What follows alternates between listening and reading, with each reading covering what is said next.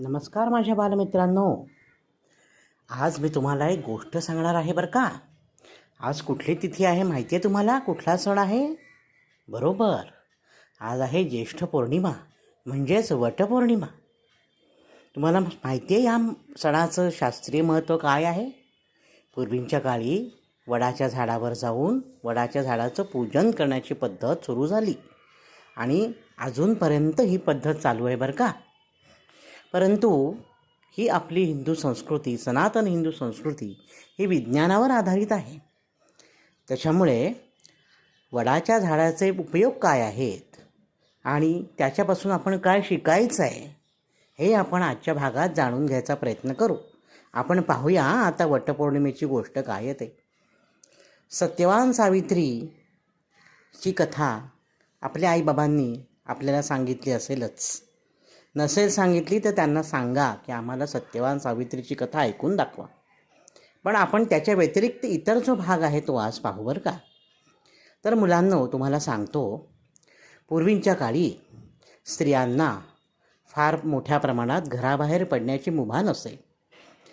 वड हा एक अतिशय डेरेदार असा वृक्ष आहे, प्रचंड मोठा वृक्ष आहे.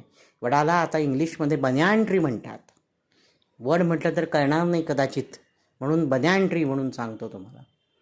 तर ह्या वडाच्या झाडाच्या ज्या पारंब्या असतात की नाही, ह्या प्रचंड छान उंच अशा गेलेल्या असतात, जमिनीपर्यंत लोंबलेल्या असतात. त्या पारंब्या जमिनीत खोलवर जातात आणि त्याच्यापासून पुन्हा नवीन झाड उत्पन्न होतं. तर हा जो वटवृक्ष असतो हा विशाल, डेरेदार आणि सगळ्यांना सावली देणारा असा मोठा वृक्ष मानला जातो. आणि वडाला आपल्या धार्मिक क्षेत्रातसुद्धा खूप मोठी मान्यता आहे बरं का. तर वड हे असं झाड आहे, असा वृक्ष आहे की जो 20 ते 24 तास ऑक्सिजनचं उत्सर्जन करतो. म्हणजे जर आपण वडाच्या झाडाजवळ गेलो तर आपल्याला उत्तम ऑक्सिजन मिळतो. आता पूर्वीच्या काळी ज्या स्त्रिया असायत त्या घरोघरी चुलीजवळ बसलेल्या असत. त्या चुलीमध्ये जळणाऱ्या लाकडांमुळे, त्याच्यापासून निर्माण होणाऱ्या कार्बन डायऑक्साईड वायूमुळे त्यांना त्रास होत असे. तर त्यांना कधीतरी चांगला प्राणवायू मिळावा आणि त्यांना घरातून बाहेर पडता यावं यासाठीची केलेली सोय म्हणजे ही वडाची पूजा आहे. त्या निमित्ताने घरोघरी बायका नटून थटून त्यांना दागिने घालायची हौस होती. दागिने घालून छान नटून सजून वडाच्या झाडाखाली जात असत. वडाच्या झाड खाली गेल्यानंतर त्यांना चांगला ऑक्सिजन मिळत असे. आणि या वडाच्या झाडाला आपण ज्या 7 फेऱ्या मारतो, सूत गुंडाळतो, आपण पाहत असाल. तर ते का असं आहे की आपण प्रोटेक्ट करतोय, त्याचंच आपण मेसेज देतोय, संदेश आहे की वडाच्या झाडाला सूत बांधलेलं आहे, वडाची झाडं तोडू नका. त्यांना आम्ही आधीच बांधून ठेवलेलं आहे, त्याच्यामुळे कव्हर घातलेलं आहे. थोडक्यात आपण कसं पुस्तकांना कव्हर घालतो की पुस्तकांचं प्रोटेक्शन व्हावं म्हणून, बरोबर आहे ना. तसंच त्या वडाच्या झाडाचं प्रोटेक्शन व्हावं म्हणून ही सूत बांधण्याची पद्धत आहे.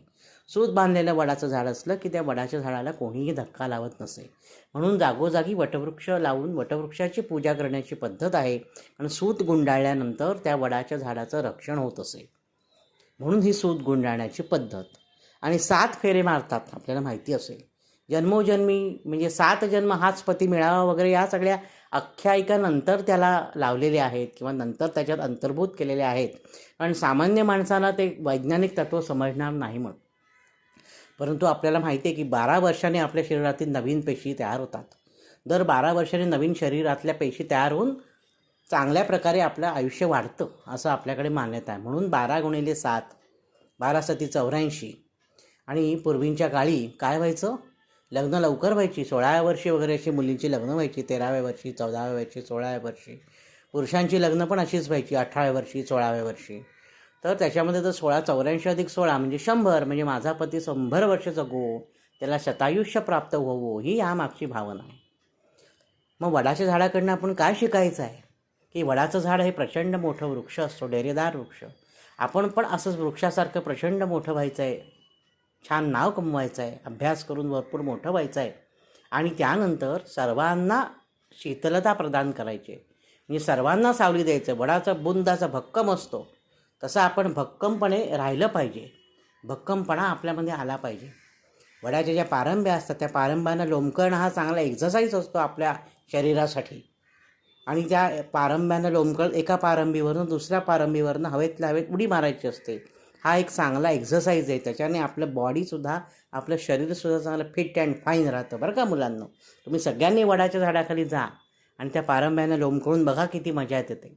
हे मोबाईल वगैरे रील्स वगैरे सगळं बाजूला ठेवा आणि निसर्गाच्या सानिध्यात जा, म्हणजे तुम्हाला समजेल किती किती मज्जा येते ते. आणि मुलांनो, गीतेमध्ये भगवंताने 15व्या अध्यायात ऊर्ध्वमूलम अधशाखम असा श्लोक म्हटलेला आहे. पहिला श्लोक आहे. म्हणजे वडाचं झाड जर तुम्ही उलटं केलं तर कसं दिसेल? वर मुळं आहेत आणि खाली त्याच्या फांद्या आहेत. आपलं शरीर असंच आहे ना, वर मूळ आहे, म्हणजे मेंदू हा त्याचा रूट आहे, मूळ आहे, आणि शरीरभर सगळ्या नाड्या पसरलेल्या आहेत, शिरा पसरलेल्या आहेत, सगळ्या व्हेन्स पसरलेल्या आहेत आपल्या शरीरभर. म्हणजे आपण जीवशास्त्रीय दृष्टीने जरी पाहिलं तरी वडाचं महत्त्व आहे. वड ऑक्सिजन आपल्याला 20 ते 24 तास देतो. त्याच्यामुळे त्याच्या सानिध्यात गेल्यानंतर आपल्याला फ्रेश वाटतं. वडाचे अनेक औषधी गुणधर्म आहेत. वडाच्या मुळ्या, वडाच्या पारंब्या उगाळून वेगवेगळ्या रोगांवर इलाज केले जातात. वडाच्या पानांपासून काही प्रकारचे आयुर्वेदिक गुणधर्म आहेत, त्याच्यापासून काही इलाज केले जातात. अशा प्रकारे वटपूजा ही निसर्गाची पूजा आहे, लक्षात ठेवा. आत्ताच पर्यावरण दिन साजरा झाला ना, 5 तारखेला, 5 जूनला पर्यावरण दिन असतो. तर पर्यावरण दिन म्हणजे हा आपला भारतीय पर्यावरण दिनच आहे की आपण सर्वांनी वटवृक्षाची जोपासना केली पाहिजे, त्याचं संगोपन केलं पाहिजे. म्हणून वटसावित्री, वटाची पूजा करण्याची गरज आहे. म्हणून आपल्या संस्कृतीत ह्या ज्या गोष्टी सांगितल्या आहेत त्या सर्व विज्ञानाधिष्ठित आहेत. आपणच आपल्या ह्या संस्कृतीची टिंगलटवाळी करू नये, हे मी तुम्हाला मुद्दामून सांगतो आहे. नवीन पिढीला माहीत नसतं ह्यात काय आणि त्यात काय. हे सगळं ब्लाइंड सुपरस्टिशन आहे, अंधश्रद्धा आहे वगैरे असं मुलं सांगतात. पण मुलांना मी तुम्हाला कळकळीने सांगतो, असं काही नाही. प्रत्येक गोष्टीमध्ये शास्त्र आहे. ते शास्त्र तुम्ही जाणून घ्यायचा प्रयत्न करा. त्याच्यासाठी माझे व्हिडिओज पहा, म्हणजे तुम्हाला लक्षात येईल की प्रत्येक सणामागे काय शास्त्र आहे. आणि जर कोणी अशी टिंगल करत असेल आपल्या वटवृक्षाची, आपल्या वटपौर्णिमेच्या सणाची, तर तुम्ही त्याला हा नक्की व्हिडिओ ऐकून दाखवा आणि व्हिडिओतला कंटेंट जरूर त्यांच्यापर्यंत पोचवाल ना मुलांनो. वाहताना हा व्हिडिओ नक्की पहा, तुमच्या ज्ञानात खूप भर पडेल बरं का. तर मग आता इथे आपण थांबतो. तुम्हाला सर्वांना वटपौर्णिमेनिमित्त शुभेच्छा देतो आणि सर्वांनी वटवृक्षाची पूजा करा. सर्व महिलांनी वटवृक्षाची पूजा करा आणि पर्यावरणाचं रक्षण करा. आजच्या भागात मी इथे थांबतो. नवनवीन माहितीपूर्ण व्हिडिओ पाहण्यासाठी, ऐकण्यासाठी वैभव दातार ऑफिशियल हा माझा यूट्यूब चॅनल जरूर आणि जरूर सबस्क्राईब करा. धन्यवाद.